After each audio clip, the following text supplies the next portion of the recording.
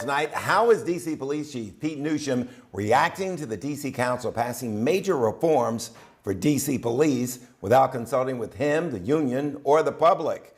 He's very upset with the D.C. Council. Talk with the chief late this afternoon. I think what I would say is it's kind of like a gut shot. When you're putting in all that effort, you're putting in all that hard work.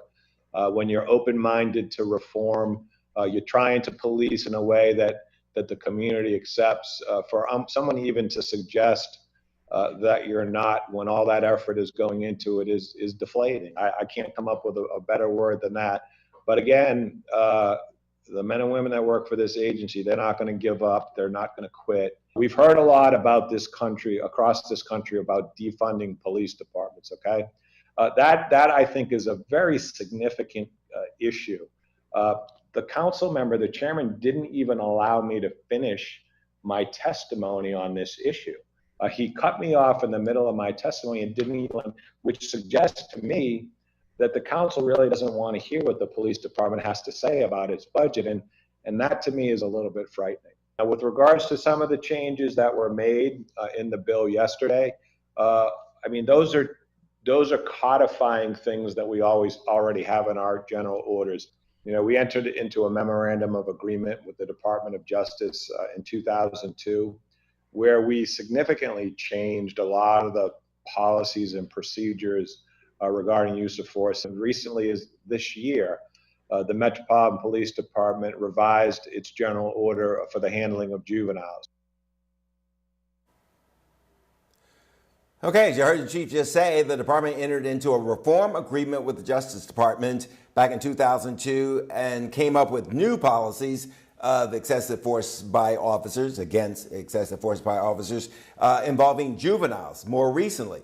Now, he also says he thinks the council is overreacting, not interested in what police have to say, and they keep lumping them in with police in Minneapolis. Take a listen to the rest of this.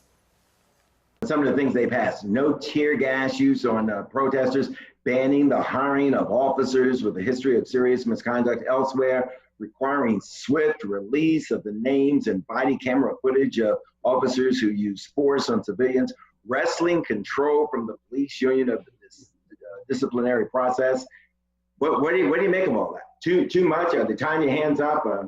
There's a lot that we have to delve into and consider, you know, because there are, as you have mentioned, there's a lot of things that have been pushed forward in this bill. I think some of those things with regards to the due process that is given to police officers is something where there probably is going to be some legal decisions. The good news on that particular amendment is it does not take effect till September, so there is some time to work out that particular issue.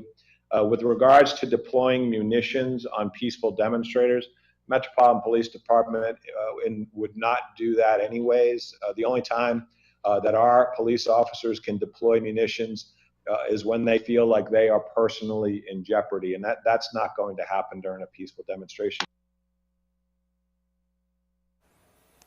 Okay, another area where you're going to see some police pushback is in the immediate release of police video cam footage. And it gets a little complicated here, but if you want to read more about the reform bill passed by the council, it's on our website, WUSA9.com, okay?